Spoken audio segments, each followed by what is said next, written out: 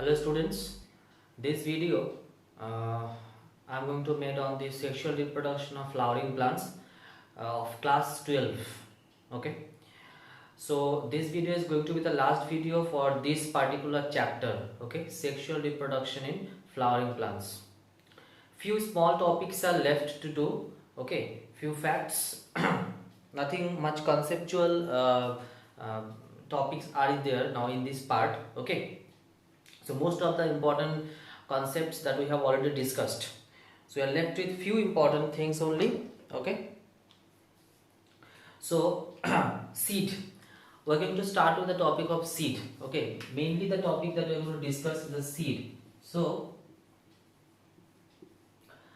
after fertilization we have already seen that how the different parts of the flower, okay, that matures into some other specific parts. Okay, in this case we have to remember remind two things: ovary of the flower that converts into the fruit, and the ovules that converts into the seed.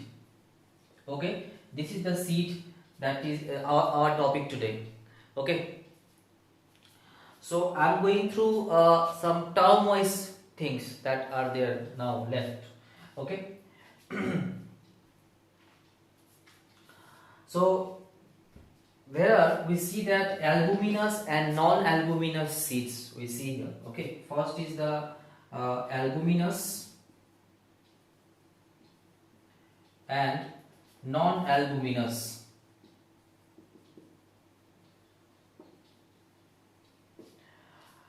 Okay, now what is the difference between these two type of seeds? See, albuminous means still the endosperm left in the seed. Okay, we have already come to know that the endosperm is rich in nutrients, and these nutrients are required by the growing embryo in the seed. So there are seeds where even after the consumption by the growing embryo, okay, some portion, partially the endosperm remains there. Okay, not all the endosperm used up.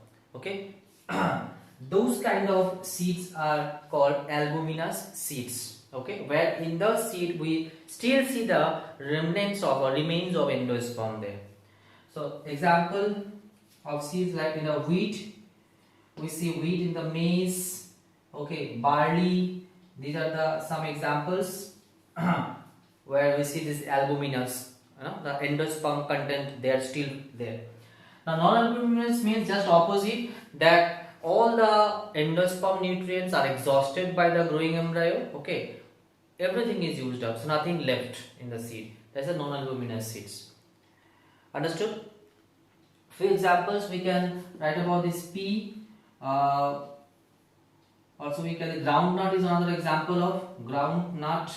Okay, non-albuminous seeds. So very simple definition with two examples. This much only you have to remember. Okay, nothing much. Now next our term is, I am just using the same board here, perisperm. Perisperm is our next term. In some seeds, okay, we have seen that the nucellus cells which we have already seen in the ovules, okay, those nucellus cells, okay, still there within the seed. Okay, we say that the remnants of nucellus cells which are still there in the seed, those remnant of nucellus cells are known as perisperm. So one in a definition you can write the remnants of nucellus cells present in the seed are known as perisperm. Okay. Next.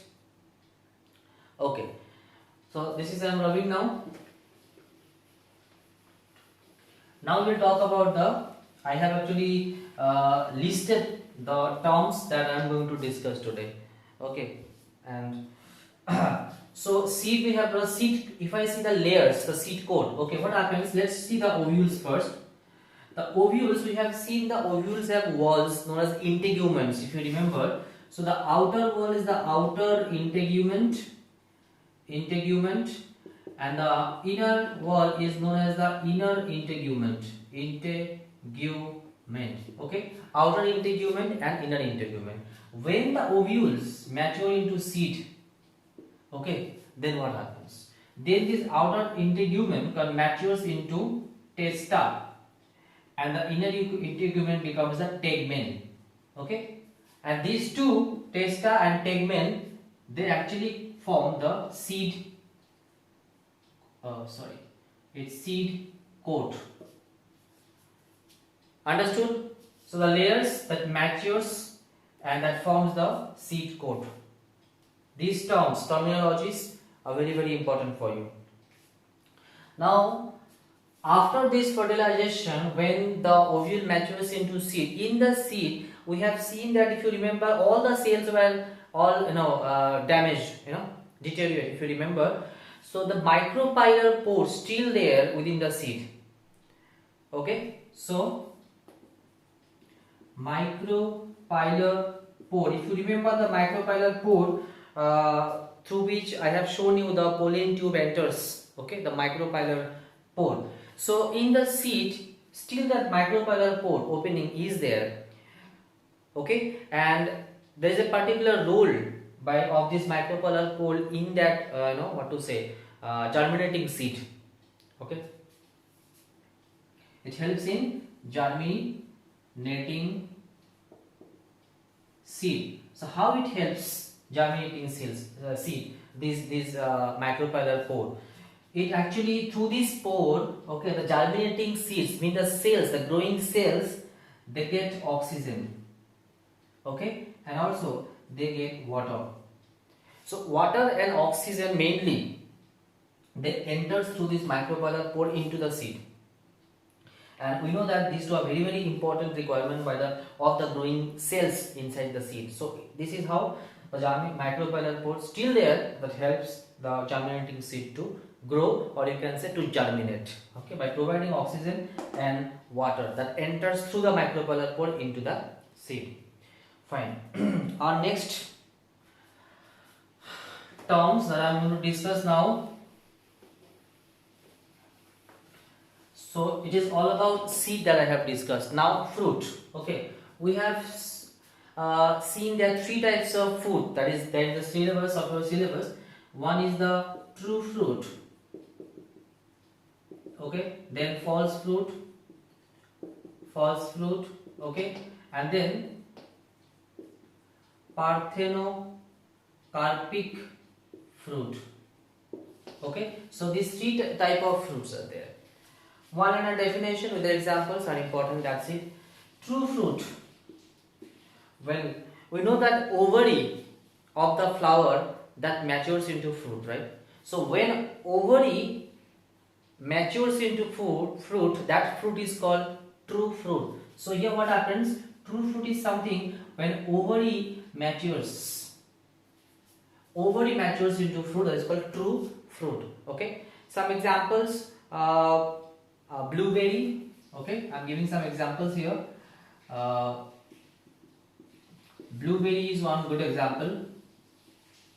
Also you get cherry, a good example, another good example. Okay. Now false fruit. False fruit means what? Where thalamus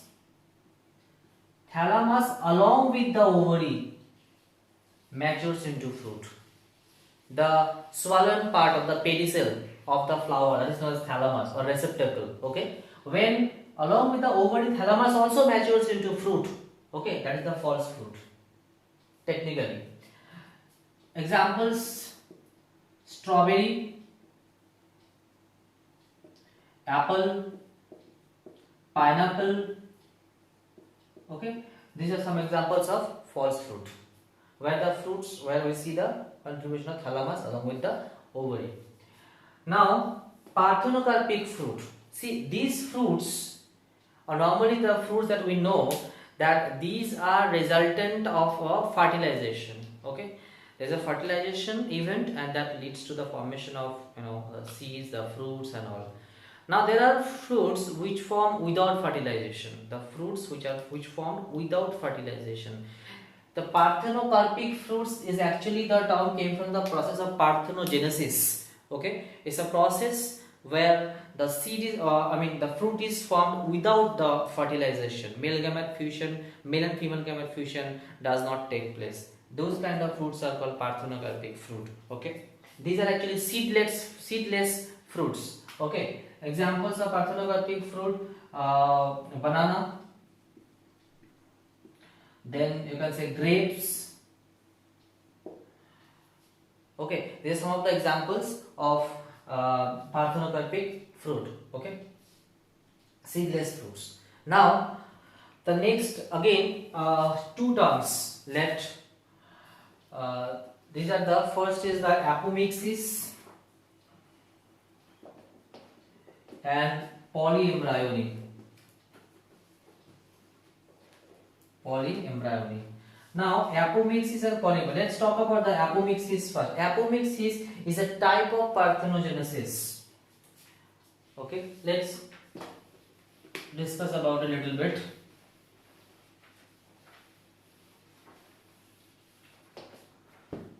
If you see the parthenogenesis process, we will see two different types: apomixis and automixis. Okay, so without fertilization, no fertilization will be there. Okay, gametes will be produced. Okay, in case of apomixis, what happens is that a diploid organism, okay, they give rise to, okay, a gamete which is also diploid in nature. So the division is mitosis process here. So by the process of mitosis, okay, the gametes are produced. Now normally what we know, gametes are universally haploid in nature, right? It means that if the organism is diploid in nature, it must undergo meiosis cell division to produce haploid gamete. And if it is haploid organism, then it is mitosis that gives to haploid gamete. But here we see the gamete which is produced, it is diploid in nature. Okay, because mitosis took place here. So now what happens here? If it is a diploid gamete, okay, these are exceptions. Okay, diploid gamete, it means it has the full complement of the chromosome. Okay, if it would have been haploid in nature, then half the number of chromosome would have been come from the parent. Now this is the full diploid, so it has the full complement, full set of chromosome there, as it was there in the parent. So this, as it has the full complement, it doesn't require any fusion. Okay, this cell, this gamete itself can develop into new an embryo.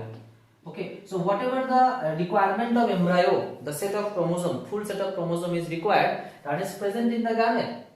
See, when fertilization is, why fertilization is required? If you think about it, why fertilization is required? See, the gametes which are produced normally haploid. It means that it has the half the number of chromosome. So one gamete comes from the parent, a father. One comes from the mother. This is also haploid. Okay, when they fuse together, then only they become the diploid. Because ultimately the cell, the newly formed cell or the organism has to be diploid, because the parents are diploid. So the embryo has to be diploid somehow. So this is the only process for fertilization that can give rise to a diploid zygote. Understood? So now in this case the parent is diploid and it gives rise to the gamete which is diploid. So if this gamete itself is diploid already, does it require fertilization? What do you think? No. That is why, as it has the full set of full complement of chromosome, it can develop on its own into embryo and then further development. Understood? This is what the apomixis. Okay. Now automixis, what happened? Diploid organism, just it is not in your syllabus, but still diploid organism which give rise to haploid gametes. Now here haploid gametes, the same theory. So the meiosis takes place here. Okay. Now though there are 4 obviously. Okay, 4. Now what happens is that, and here it has to be 2 actually. Okay, 2 gametes. Now this is meiosis. Now what happens is that there is a large size meiosis that comes in existence and rest are small. So suppose this is the large size, okay, and rest are small. So polar bodies normally we tell them. So how they now, this is only that that the cell that is produced here to and diploid. Now in this case also, though the gametes are haploid, still fusion doesn't require. Why? Because one of the way they can become diploid is this cell may fuse with any one of the cell, I mean gamete. Okay, so it will become diploid again. This happens, and this comes. These are all the daughter cells. Okay, they are going to fuse with the male gamete. Another way is that the cell, the chromosome number, they automatically duplicate themselves, doubled in number. So again they will get the full set of chromosome. So in this case also fertilization doesn't require. So these are two process of parthenogenesis. I am not going to discuss much details of these two topics, okay, because this much is not required for much details are not required. So this is all about the automixis. Apomixis is this. Understood? So this process, if you can write on your own, okay, just try to make a note on this apomixis, whatever I said, okay, with the definition, it will help you. Fine. Now the last topics we are left with is the polyembryony. Okay, polyembryony is more than one embryo present in a seed. Okay, so more than one embryo present in a seed. One example of polyembryony is if we if you see the orange seed, okay, in the seed of the orange you will see that more than one embryo is present. This is what polyembryony, more than one embryo in a seed. Only this one liner definition will work, nothing much technical or details required for your syllabus. Okay, so these are the few 3-4 topics, I mean the definition kind of terminologies were left. Okay, so I completed this in this video.